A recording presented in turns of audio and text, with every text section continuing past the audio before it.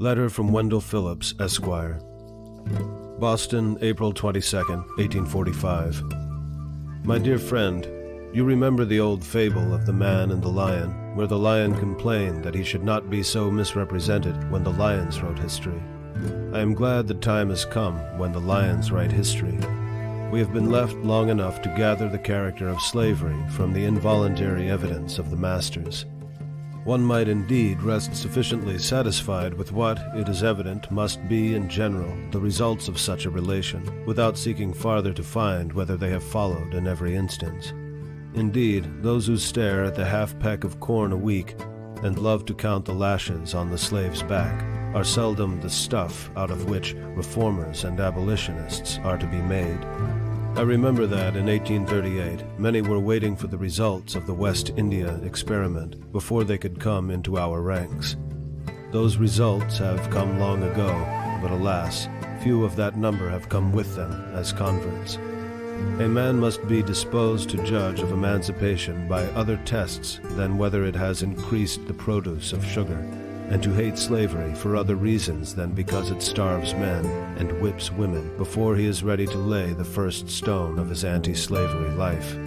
I was glad to learn, in your story, how early the most neglected of God's children waken to a sense of their rights and of the injustice done them. Experience is a keen teacher, and long before you had mastered your ABC or knew where the white sails of the Chesapeake were bound, you began, I see, to gauge the wretchedness of the slave not by his hunger and want, not by his lashes and toil, but by the cruel and blighting death which gathers over his soul. In connection with this, there is one circumstance which makes your recollections peculiarly valuable, and renders your early insight the more remarkable. You come from that part of the country where we are told slavery appears with its fairest features. Let us hear, then, what it is at its best estate. Gaze on its bright side, if it has one, and then imagination may task her powers to add dark lines to the picture as she travels southward to that, for the colored man, valley of the shadow of death, where the Mississippi sweeps along. Again, we have known you long and can put the most entire confidence in your truth, candor, and sincerity. Everyone who has heard you speak has felt, and I am confident, everyone who reads your book will feel, persuaded that you give them a fair specimen of the whole truth, no one-sided portrait, no wholesale complaints, but strict justice done whenever individual kindliness has neutralized for a moment the deadly system with which it was strangely allied. You have been with us, too, some years, and can fairly compare the twilight of rights which your race enjoy at the North with that noon of night under which they labor south of the Mason and Dixon's line. Tell us whether, after all, the half-free colored man of Massachusetts is worse off than the pampered slave of the rice swamps. In reading your life, no one can say that we have unfairly picked out some rare specimens of cruelty. We know that the bitter drops which even you have drained from the cup are no incidental aggravations, no individual ills, but such as must mingle always and necessarily in the lot of every slave. They are the essential ingredients, not the occasional results of the system. After all, I shall read your book with trembling for you.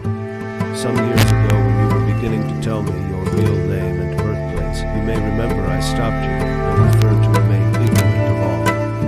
With the exception of a vague description, so I continued till the other day, when you read me your memoirs. I hardly knew at the time whether to thank you or not for the sight of them, when I reflected that it was still dangerous in Massachusetts for honest men to tell their names. They say the fathers in 1776 signed the Declaration of Independence with the halter about their necks. You, too, publish your Declaration of Freedom with danger compassing you round.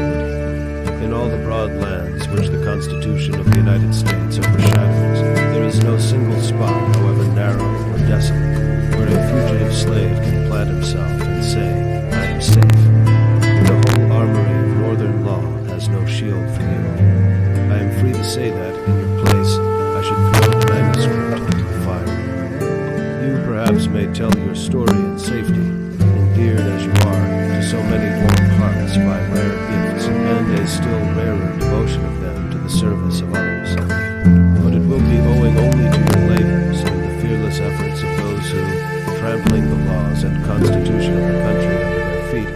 are determined that they will hide the outcast, and that their hearths shall be, spite of the law, an asylum for the oppressed, if, sometime or other, the humblest may stand in our streets, and bear witness in safety against the cruelties of which he has been the victim.